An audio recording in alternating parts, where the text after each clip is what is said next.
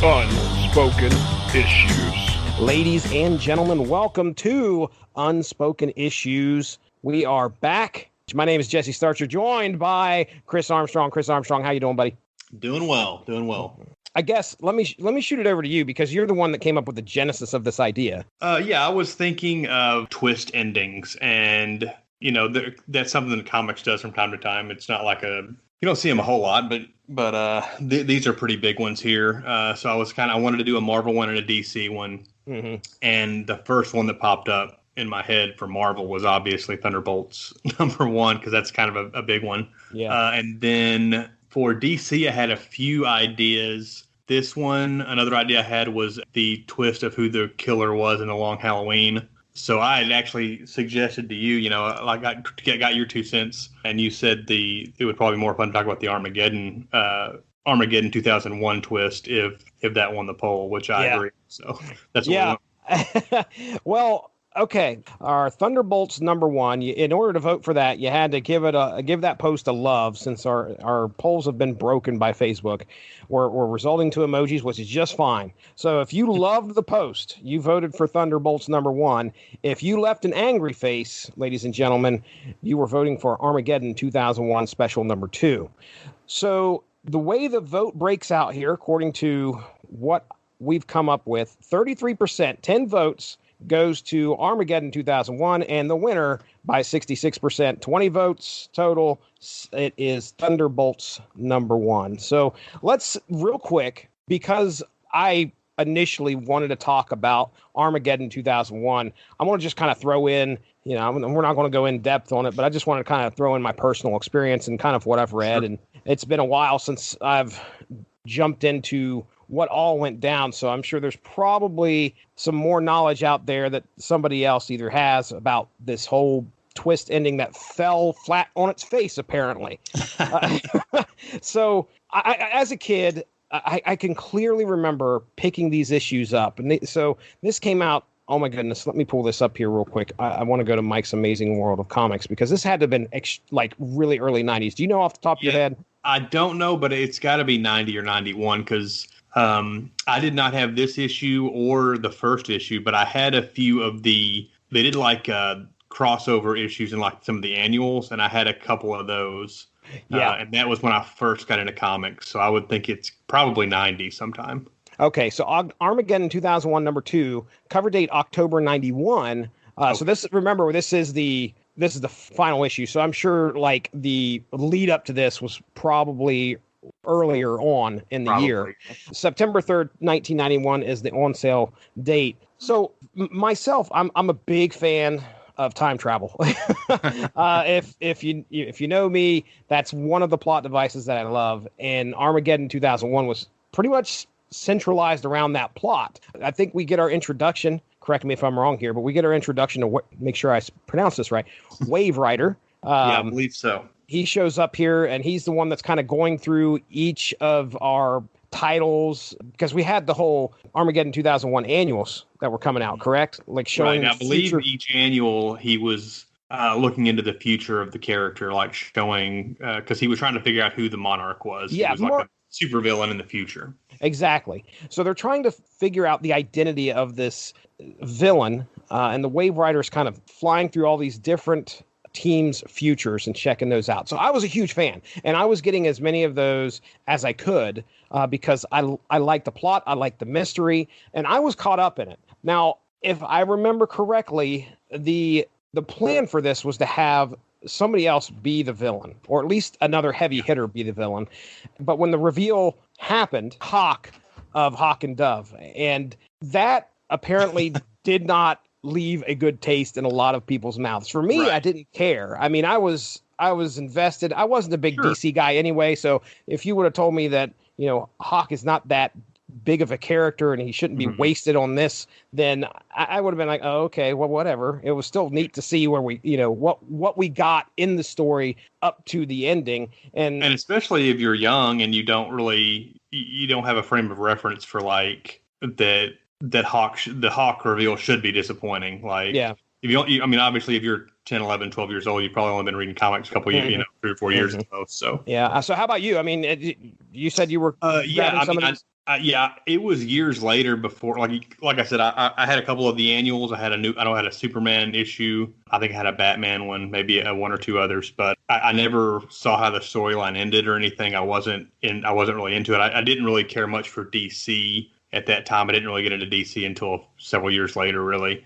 Although I would read them occasionally, but I did. I remember reading in, I think, Wizard. Later on down the line, how everybody was really disappointed in the way the storyline resolved, and that the original plan was Captain Atom was Okay. the Monarch, which makes sense. He's a super powerful character and whatnot. And apparently that news got leaked somehow. So like the comic fans knew months before the reveal, like, oh, it's going to be Captain Atom. And so DC scrambled to be like, no, we have to do something else. And so they had to kind of like, with bubble gum and paper clips, put together some new storyline, like to resolve it. And I believe, like I said, I haven't read it, so I don't know this for certain, but I've heard other people talk about it as if that reveal contradicts stuff that happened in the storyline itself. So it doesn't even make sense logically. So yeah, people were really pissed about it. I believe it has been sort of retconned in more recent comics to make it where Monarch is Captain Atom, but okay. At this point, it's too late. Yeah, it's DC's apology, and what's done is done, I guess. It's Armageddon 2001. I can remember that was comfort for me when I was sick one year. I remember I was sick, and I had all these issues of Armageddon 2001, and it was probably one of the first real storylines that I jumped or actually tried to collect all of. Like a big crossover. Yeah. I tried to get all the issues in this event that I can recall watching, or it's one of the earlier ones, because I know Inferno did that for me as well. I think that might have been one of the earlier ones too, where I was trying to get all the issues, or at least all the main X titles. If you're trying to get everything, good luck. But it was also another one of those titles or events that I wanted to go back on my own show, Source Material, and revisit at some point. Actually, that was in the plans from the first year, back in 2016. I was going to cover the whole series with a friend of mine. We just never got around to it. Things got in the way. So at some point, I'm sure me and you, I know for sure I will. We're going to get it in our hands and we're going to read it again.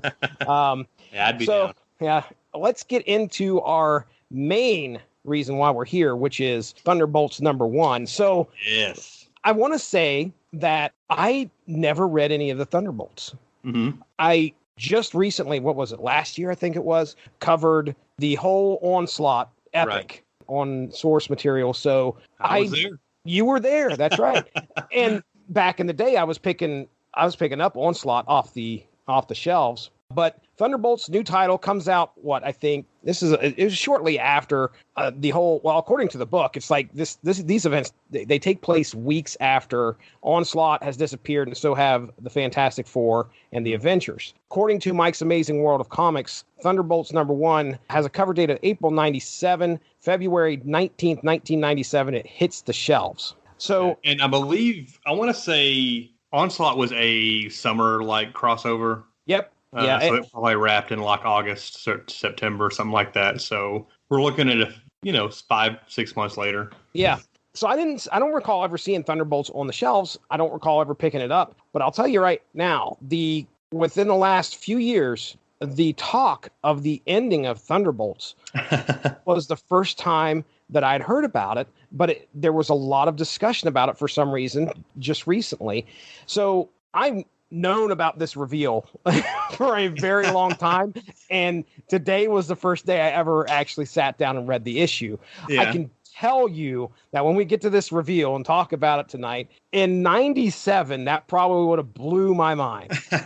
I mean, legitimately, I would have been like, holy crap. So written by Kurt Busiek, penciled by Mark Bagley, both renowned at this time in 97. They're very well-known writer and artist. Inked by Vince Russell, and lettered by Dave Lanphier, colored by Joe Rosas. So let me ask you about this issue. Did you get this issue off the stands, or is this something that you had heard about and wanted to go back and read?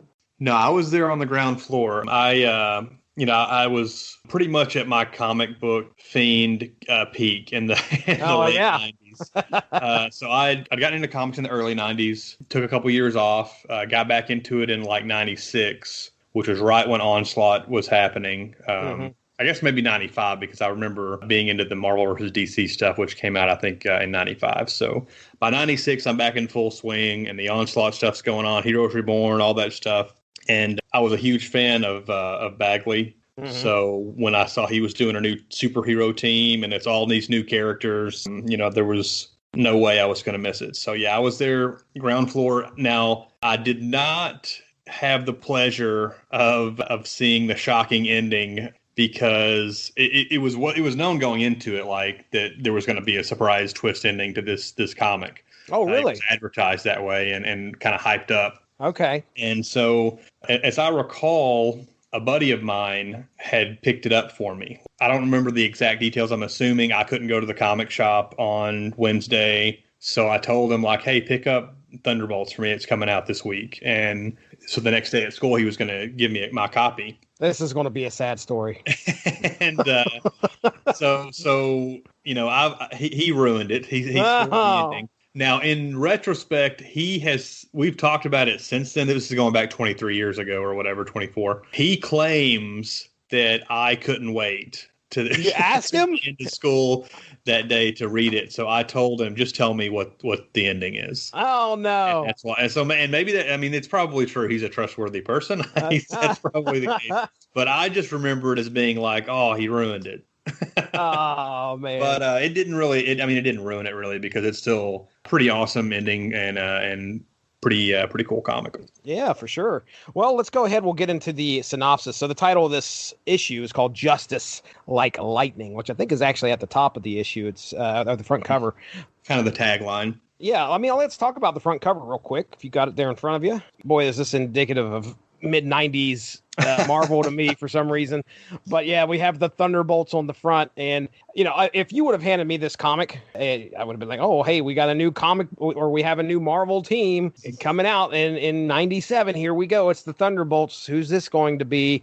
All these characters look new. I don't think there's anybody on the front of this cover. I know Songbird has had probably the more famous bit. I don't know if she was known as Songbird going into this or not. I know that I know more about Songbird as a member of this team for some reason than the rest of these people. Songbird has had probably the most impact since Thunderbolt. Because she was a big part of the Avengers Forever crossover, which we covered on source material. That's right. Okay. Yeah, she was a future Avenger in that book, and there have been many iterations of the Thunderbolts since then, since the 90s. This group kind of went in through like the early 2000s before it kind of shifted into a different type of a book. And then eventually it got kind of rebooted as like a Suicide Squad style comic in like the Secret Invasion era of Marvel stuff. So Songbird is one of the few Thunderbolt characters that kind of always seems to be part of each iteration of the team and whatnot. Okay. Well, discover the shocking secret behind Marvel's newest champions, right there on the front cover. Right there. So, all right, synopsis time. Weeks after the devastation brought to New York City by the villain Onslaught, the world is still trying to recover from the apparent loss of the Avengers and the Fantastic Four. The city is just beginning to rebuild, but with most of the buildings still a wreck, crime is running rampant in the streets. While the people mourn their missing heroes, they begin to wonder who will take their place to keep them safe from the ever-present threat of supervillainy. While a group of thieves called the Rat Pack loot surrounding valuables from vacant businesses, a new team arrives to stop them. The new team calls themselves the Thunderbolts, who are comprised of Citizen V, the swashbuckling grandson of the original Citizen V that fought in World War II, who also happens to lead the group. Atlas, the size-changing powerhouse. The brash technology-controlling Techno. Mach 1, a hero with the firepower and maneuverability of a human-sized jet. Songbird, who is able to use her voice as a weapon and even going so far as to be able to construct solid objects with sound. And finally, Meteorite. And I had to look up her powers. She's kind of your all-around superhero. She can fly, super strength, super speed, super stamina. A little bit of everything. Yeah, durability, agility, reflexes, intangibility, and photokinesis, according to what I looked up on the internet there. Even though they are able to somewhat best the Rat Pack, the villains escape. Heading back to their headquarters, the media descends on these new heroes to find out just who they are, with the hopes that the void of their missing heroes may finally start to fill. During their conversations with the media, the Rat Pack are spotted and the Thunderbolts are off to bring them to justice. There's only one problem. On their way towards the Rat Pack's location on Liberty Island, they meet up with the toughest challenge yet, the Wrecking Crew, comprised of the Wrecker, Bulldozer, Pile Driver, and Thunderball. These guys are no sissies. I mean, really, these guys are some. there's They're some. basically the villains Marvel trots out to say, hey, if you can take these guys down, it's impressive. It's an impressive feat. Exactly. As the teams battle and as the world look on, it appears the Thunderbolts may have met their match, making matters worse when Meteorite is slammed through the arm of the Statue of Liberty, sending its torch to the waters below. The fight is finally ended when Mach 1 dispatches some knockout gas, while Songbird creates hardened sound globes around the villains' heads, forcing them to breathe in the gas. Atlas also grows enormous and punches Bulldozer so hard he is knocked out of the fight and hundreds of feet into the air. Victorious, and as New York cheers them on, the Thunderbolts repair the Statue of Liberty, solidifying the team as heroes in the hearts of citizens and fellow superheroes alike. As the team contently relaxes back at their headquarters to watch the TV, still covering their victory, Citizen V walks in without his mask, revealing a horribly disfigured man underneath, unnerving the rest of his team. Apologizing, he goes to his dresser, cue ominous music, to put on a mask. Only the mask is not that of Citizen V, but the mask of Helmet, 13th Baron Zemo. It is here it is revealed that Techno is actually the Fixer. Mach 1 is really the Beetle. Songbird is otherwise known as Screaming Mimi. Atlas, a.k.a. Goliath, and Meteorite was originally called Moonstone. That's right, our new champions were all villains known as the Masters of Evil. Wow. Yes, sir. Big time reveal, big time twist. I mean, like I said, if this would have been handed to me, I don't remember any of the hype, dude. I don't remember this being hyped at all, or I probably would have picked it up. But at that point, I think I'm picking up the X books, and I'm primarily sticking in that realm. And I was afraid to venture out and pick up something new for fear of being let down. If I would have known, I didn't pay attention to writers back in the day. So, like I've probably said on this podcast before, if you would have told me Alan Moore was doing blah, blah, blah, the only time I recognized Alan Moore's name is when he ruined Supreme for me. And that's the only time. I would have never known before then. So I wasn't paying attention to writers. So if you would have said Kurt Busiek, I would have been like, okay, but it's a new super team. I'm not that interested. Thanks a lot. I appreciate it. I'm sticking with Cable. So by this time, I mean, he was well regarded. I think at this time, I think Astro City had started by this time. Marvels had been out. Yeah. But for me, like Thunderbolts and the Avengers run that starts a few months after this, those are the kind of the key points for me that when I feel like he got elevated to like the upper echelon of like comic writers and stuff. Mm-hmm. Yeah. I just know if I would have had this in my hands and read it and then would have seen the reveal at the end, I would have been on board for this book. I would have been, okay, how are we going to do this? Go ahead. I was just going to say that, this issue was not the first appearance of the Thunderbolts. So right. They had been, hyped up in like press and advertisements and stuff like that. But they had also appeared in a few other comics. They had their first appearance in The Incredible Hulk 449, which was released in November of 96. So we're talking like 3 months before this came out. And that was also at least advertised in some way because I picked it up and I was not reading Hulk at that time. So I knew that they were going to be making their first appearance in that issue, so I picked it up for that reason to kind of get out on the ground floor. And then they showed up in, I believe it was called Tales of the Marvel Universe, which is like a one shot with it's like an anthology book that had like a Khazar story or a Khazar story, a Thunderbolt story, and maybe one or two others. And then they appeared in a Spider-Man team up book. So they were kind of getting peppered into these other Marvel appearances before, to kind of build the hype up like every month until they had their first issue. And then they kind of, and it was always kind of a mystery, like who that, because they were all new characters, you'd never seen them before. So like the origins were always like a super mysterious thing for these new characters. And then, we get a bombshell dropped at the end of the first. Yeah. I mean, there's a couple other things that are kind of brought up in the book that, they're really, really side things. Obviously, we get our first taste of the team, what they can do. Can they hold things on their own? And then, of course, we have the big reveal. There's a couple things I'm sure that are setting up storylines for later on down the road where a lady by the name of Hallie Takahama gets abducted. And we see that at the very beginning. And then she's kind of sitting in a cell at the end. So I assume she's going to be a big player later on down the line. Am I right? Yeah, she makes. I think she probably pops up in like similar cameos in the next couple issues, and then maybe around issue 4 or 5, she becomes a bigger character. She eventually becomes one of the members of the team. That's what I thought. Her name is Jolt. That's her superhero character name. So once they get to that point, they've got this new young idealistic, teenage superhero who they have to. I forget exactly the reason why they agreed to let her join the team, but once you'd think it would want to be you'd think they'd want to keep it as a tight knit kind of like, hey, we're right, yeah, because then they've got to keep it secret that who they really are from this new kid who thinks that they're all these great superheroes and whatnot. Mm-hmm. Which was another like really cool element to bring into it. I actually have been reading, I guess maybe late last year, early this year, I started rereading, I decided to reread the Thunderbolts run from beginning to end. Uh-huh. And I'm a little over halfway. I mean, I'm taking it slowly. Obviously, I'm a little over halfway there. It's been a blast to go back and reread these. How many issues total was there? Like it was over 100, right?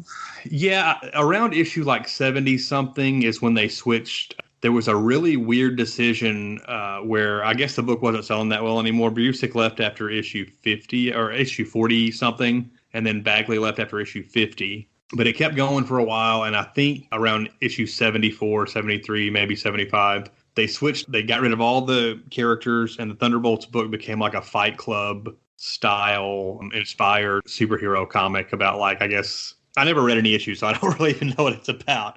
Once the Thunderbolts superhero stuff ended, I quit buying that book. That is strange. Yeah, and it didn't do very well. It was canceled shortly after that, I believe. Huh. And then the Thunderbolts stuff kind of came back in around the Civil War era, I think, of Marvel stuff. They started bringing that stuff back. Got it. Anyway, I've got us all kinds of sidetracked. But. Oh, you're all right. The other person I wanted to mention was Dallas Riordan. I don't know how to pronounce that last name. She feels like she's going to be somebody that, what was she, like a... She's like a liaison from the mayor's office. Okay. Because the mayor wants to make sure that this is New York's superhero team, basically. And so, yeah, she's kind of the Henry Gyrich to the Avengers, sort of. Although Henry Gyrich was more of a bad guy. Riordan wasn't really that combative as much as Gyrich was with the Avengers. But yeah, she was just kind of like a political liaison for the team with the city. Got it. But so, her storyline gets really complicated as it goes on. But that's the basics of how it starts anyway. Yeah, I mean, they're just kind of tossing things in there because they know. Exactly. So real quick, I've ventured over to CBR.com, and there was an article, I think it was called, like, How the Thunderbolts Fooled the Marvel Universe. And that's where I grabbed some quotes about how, about Busiek's initial idea for the Thunderbolts. Now, do you know, have you heard this story about what he was originally thinking? The story about him coming up with it on a car trip? Yeah, I think that's one of the things that I had read. Like, he was planning, according to what I read, his plan was to come up with a story about replacing the whole Avengers team, like this really long plot of replacing Avengers members with villains who obviously were masquerading as heroes. Yeah, I think he initially planned it as an Avengers run. Like, what if I was doing an Avengers book? Yeah. So he decides not to do that because he's kind of afraid of the reaction, I think, number one. Of even though it would have been a neat concept, he was afraid that probably wouldn't go over so well. But then Onslaught happened, and that opens it up. And he's like, okay, Avengers are gone from the Marvel Universe right now. Here come the Thunderbolts. So that's where he put his plan into action. One of the things I also had learned doing some research from Looper.com, an article written by Micheline Martin, June 3rd, 2020, they were talking about how there's a quote in this book that Citizen V rattles off to the press in why he came up with the Thunderbolts. So Kurt obviously decided to use that. that quote, and he, I think, misquoted the person. So the name, the poetry quote. Yeah, it says from the 17th century poet Thomas Randolph, justice like lightning ever should appear, to few men ruin, but to all men fear. But Busiek finds out later that he learned that from, I think, a fellow comic book writer. Uh-huh. And it turns out that that's not the case. Randolph actually may have written the lines. I'm quoting this verbatim here. Randolph actually may have written the lines, but the truth is unclear. Rather than showing up in a standalone poem, the lines appear as dialogue in the 1620 play, oh boy, Swetnam the Woman Hater, okay? Swetnam the Woman Hater, arraigned by women. Some scholars believe Randolph was the play's author, but no one knows for sure. At the same time, some believe it was originally written hundreds of years earlier in the 14th century by an Irish archbishop, Milo Sweetman. So there you go. I thought that was pretty neat because not that big of a deal in my opinion, but I think Busiek finds out. Kind of appropriate that. It's true. Yeah, this poet is using deception to pass this off as his own. That's true. Quote. Yep.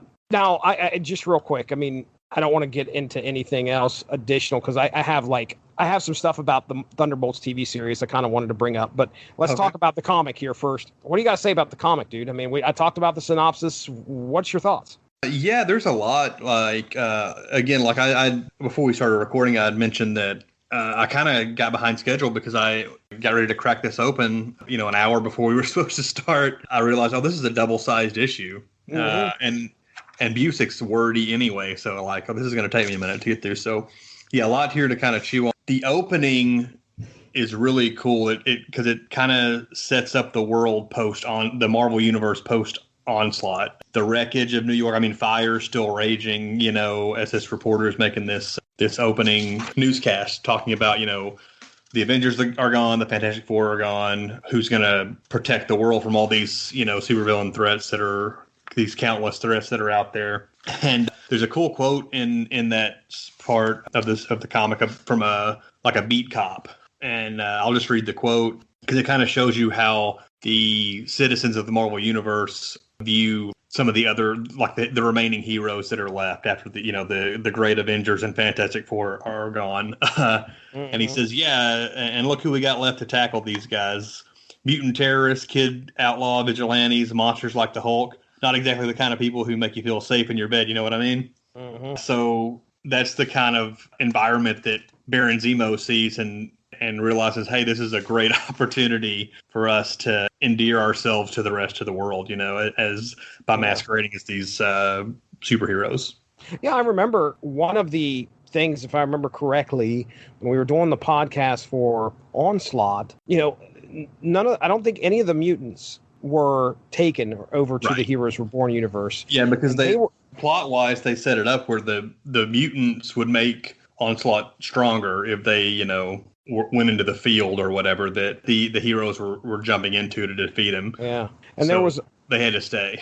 Yeah, there was a lot of resentment over the fact that mutants did not sacrifice themselves. Sure. To go in there and in the Onslaught. And I remember that they left and they weren't looked. Mutants, the X-Men, whatever, were not looked as heroes, even though they played a major part in taking down Onslaught. Mm-hmm. So yeah, there's a void. There's definitely somebody that needs to step up. Spider-Man's still on the streets, but he's one man. He's one person.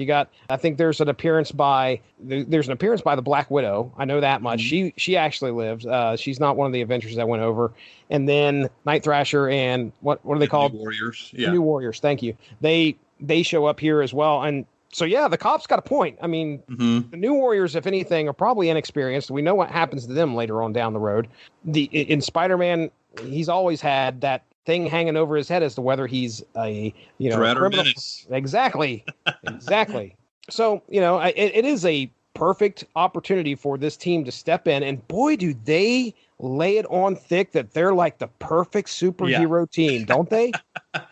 Yeah, I mean, especially Citizen V. He's basically channeling Captain America with all of his speeches and the flowery language about how they could never replace the Avengers and the way they treat the Statue of Liberty with such reverence at the end story. He's basically playing the public like a fiddle, perfectly. One of the comments that I read was just the audacity of Baron Zemo to wear the American flag.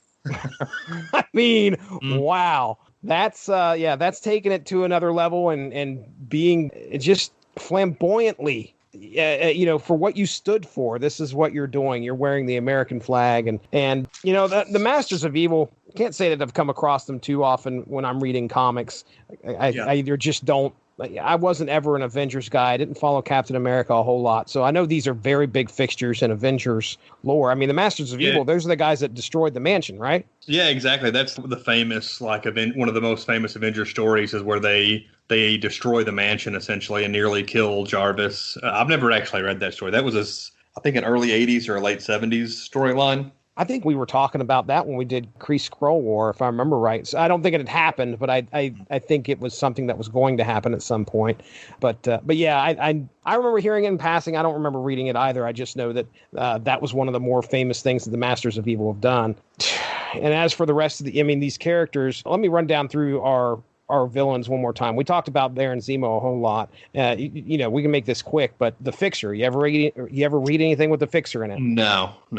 Okay. How about the Beetle? Yeah, the Beetle I was really familiar with because he was a Spider-Man villain. I guess he started maybe as an Iron Man villain, and he might have kind of jumped around into different Marvel heroes. But I mostly remember him from the Deadly Foes of Spider-Man miniseries, which was a big thing for me because it was one of the first miniseries comics that I'd ever read. It was like, oh, this is like 4 issues and it's a complete thing all by itself. Awesome. So he was one of them. He showed up in a few other Spider-Man comics I'd read before this. So he was the one I was most familiar with out of all these characters.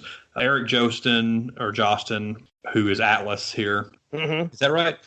I don't know if that's his actual name. I know Goliath is the guy. Goliath. Yeah. Okay. Atlas is a Liefeld character.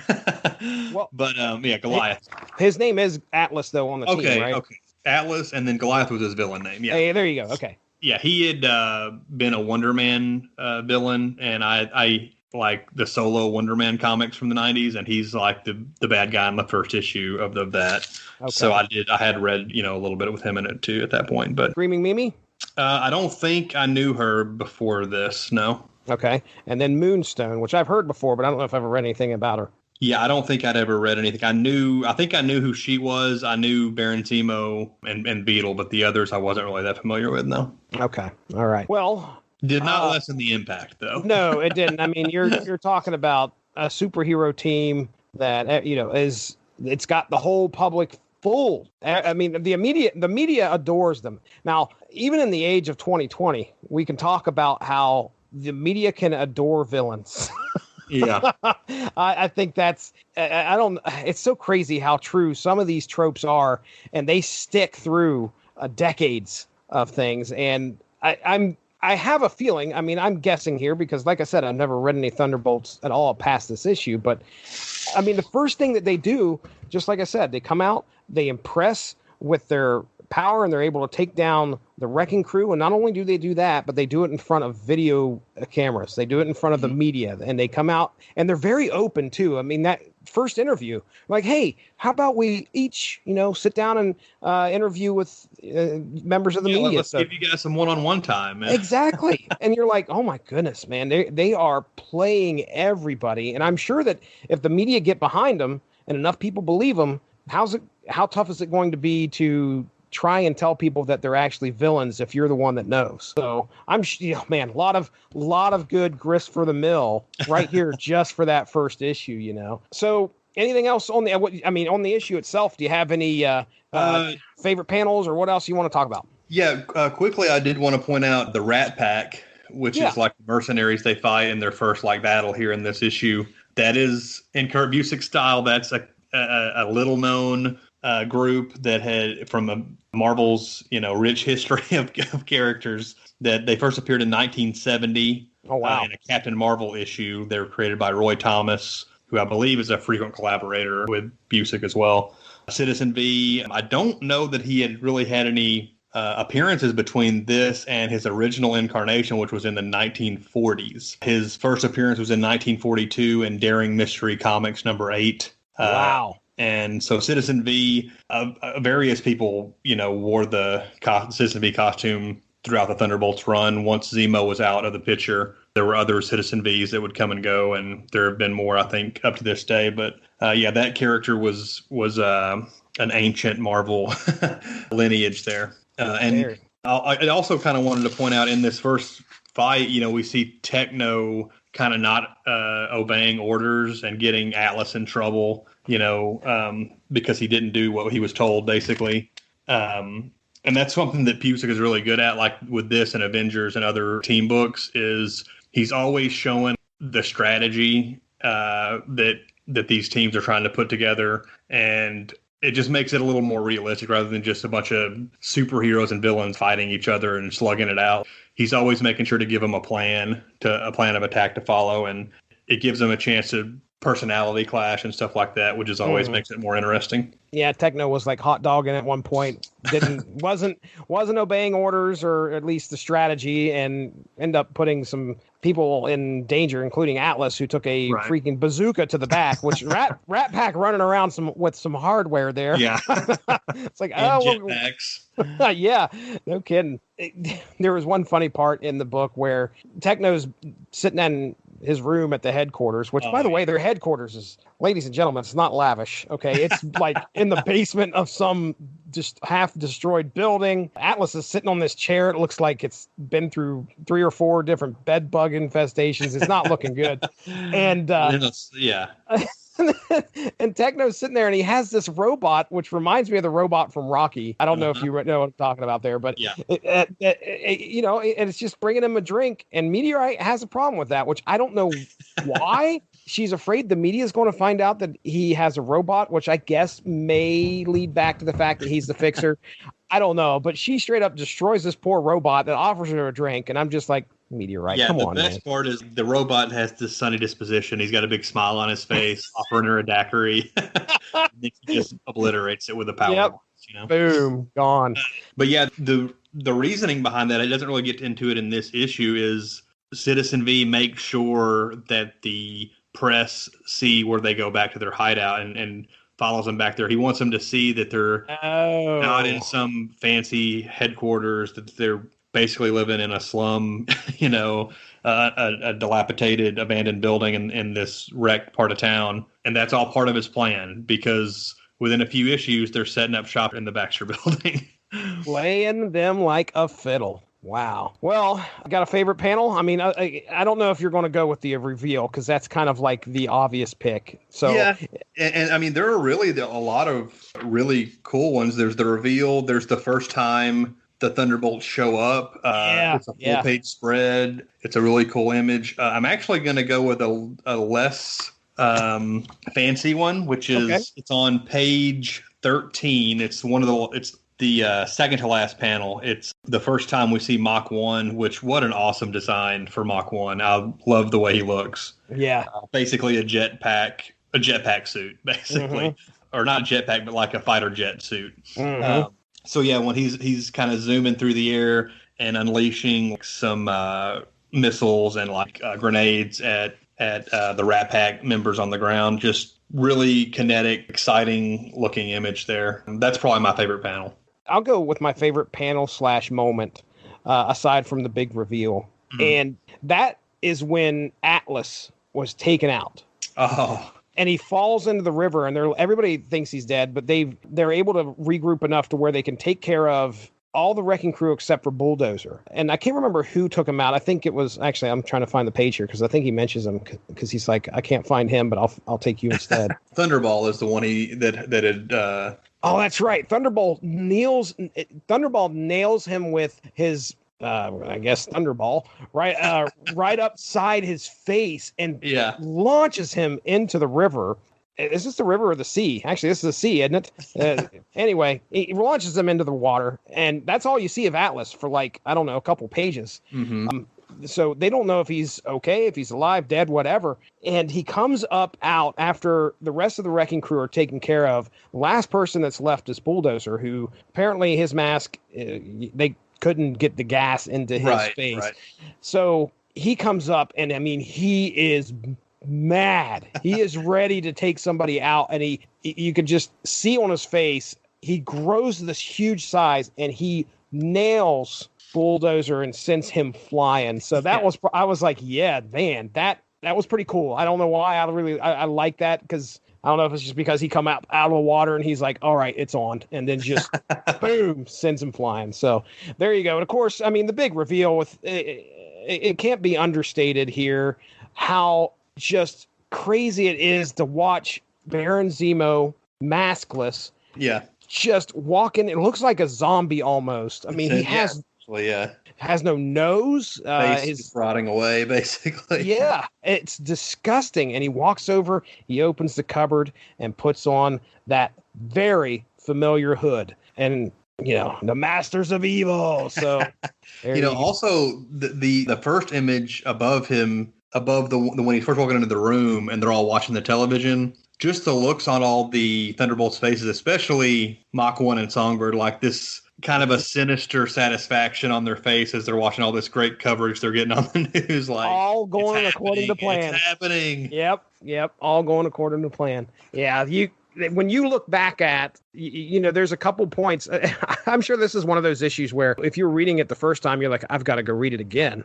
Because that was all set up originally. I'm sure there's going to be something in this book that kind of pointed towards it, and I just missed it initially. And that right there is a perfect example of it. As they're sitting there, now, even though it looks like they're pleased initially, you go back and look at it, yeah, they're very pleased because they know everything is going like they want it to. So, very cool. Well, I wanted to jump in. I just want to talk about the possibility of the Thunderbolts TV series. Anything else, though, before I get into that? Yeah, just real quickly. We've talked about Bagley before on other episodes, but one of my favorite comic book artists ever, and his Thunderbolts run might be my favorite run of his work. I feel like he kind of peaked around this time, and the early Ultimate Spider-Man stuff. But the energy in a lot of these fight scenes, it seems like on a lot of these pages, the line work is a little lighter, a little sharper, more angular. Maybe that has to do with the inker. His inker was Vince Russell in this issue, which I don't think was the guy he normally had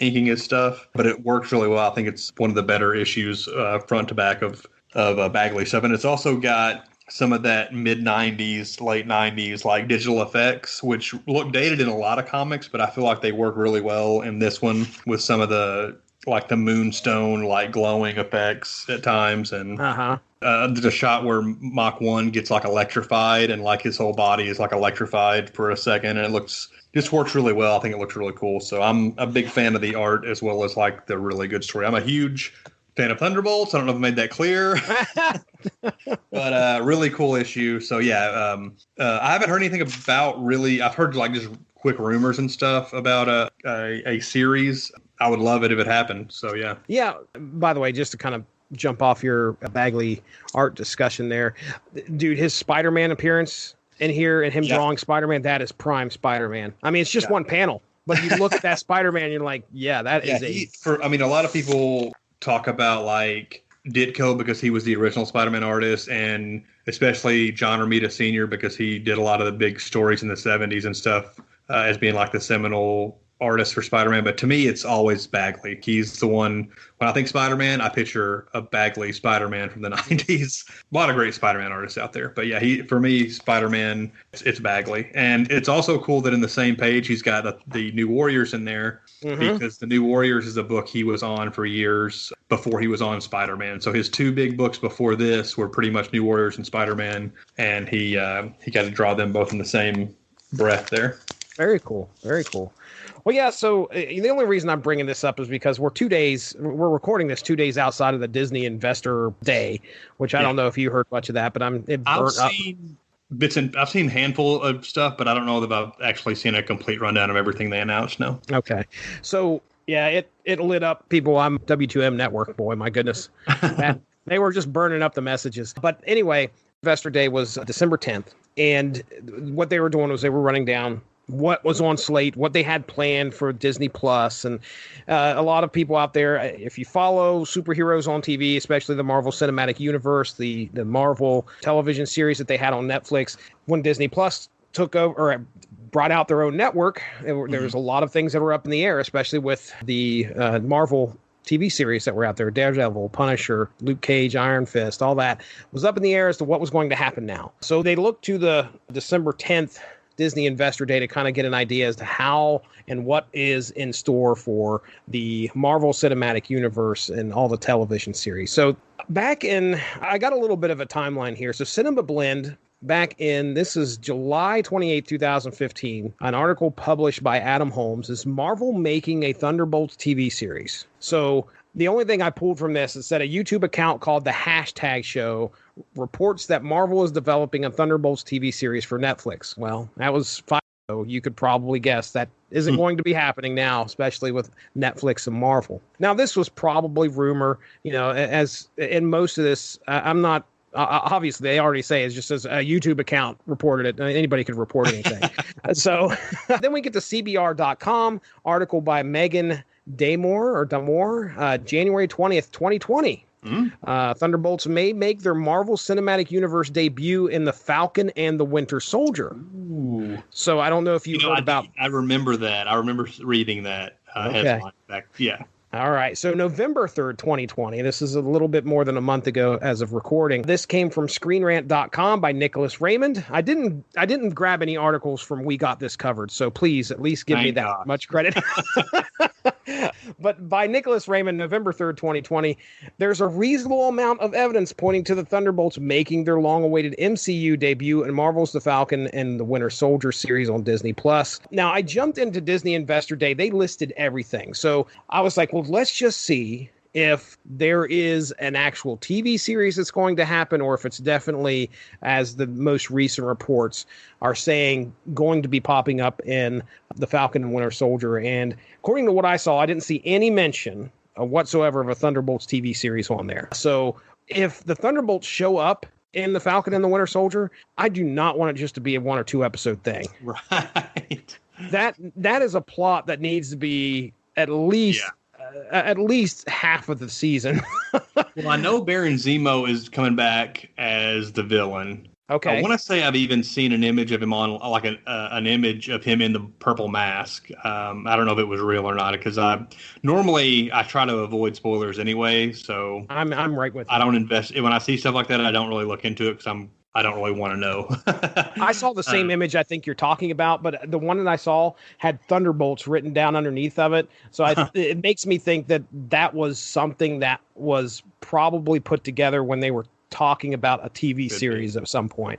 I do know that they're bringing in U.S. Agent. Ooh. And I've seen him, and it's cool because it's Wyatt Russell. Kurt Russell's son is playing John Walker, U.S. Agent. So it would make sense. MCU always has to kind of twist things around and to make the comic book lore kind of fit into what they're doing in the MCU.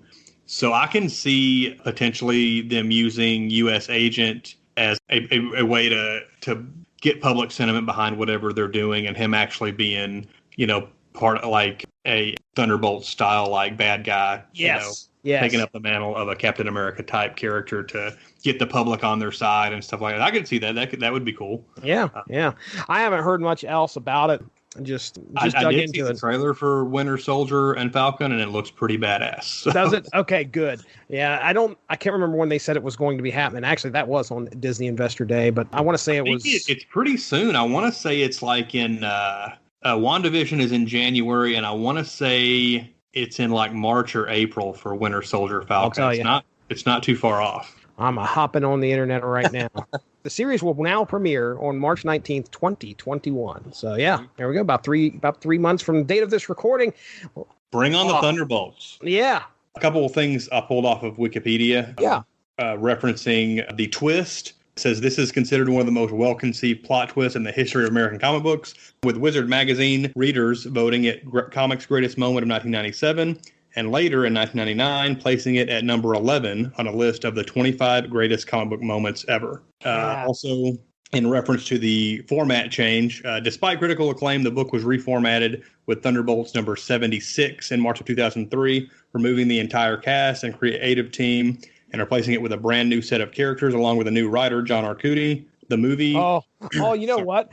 John Arcudi's popped up in source material once or twice. He did an Alien series that we weren't impressed with. But go ahead. I know his name, but I don't think I've ever read anything that he's done. Yeah. It says the move was done in part due to Marvel editor-in-chief Joe Quesada's desire to emulate the success he had with X-Force, which he had reformatted with a new cast of characters and status quo that was successful in sales and popularity. However, the new direction for the series, an underground fighting circuit that employed predominantly newly created supervillain characters, was a commercial failure and canceled after 6 issues. So that's how that went.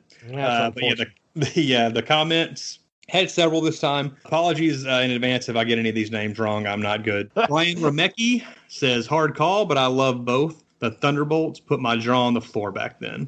One of the people that got in on the ground floor. Nice. Yeah. Condria Anavis, Thunderbolts Forever. Joshua Daniel Rathburn, Thunderbolts. Ian Francis, Kurt Busiek in top form? Question mark. Always a huge appeal for me.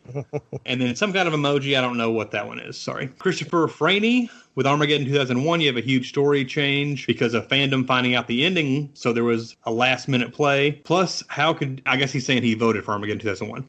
Okay. Plus, how cool would it be if DC did the original version as one of their dark multiverse stories? Which Brian Remecki comments in response, yes, that's something I'd read in a heartbeat. Yeah, heck yeah, dude. It seemed like it's one they'd have to do because they're still putting those Dark Multiverse books out. I just saw. Is it the Black Label? I think. No, Dark Multiverse is where I've never read any of them, but basically they just take like an old event and I guess do like an alternate version of it. They've done. One of the recent ones was War of the Gods, a Wonder Woman story from the 80s, and then they did Flashpoint. I think this week was one, or last week, I think they did a Flashpoint one. So, yeah, I could see them doing Armageddon 2001. That sounds right up my alley. I need to check that out. Yeah, they've done a bunch of those Dark Multiverse stories, and I've pulled several for my pull box at the comic shop, but I've yet to actually buy or read any of them. So, one day. And then last comment was Antoine Rogers.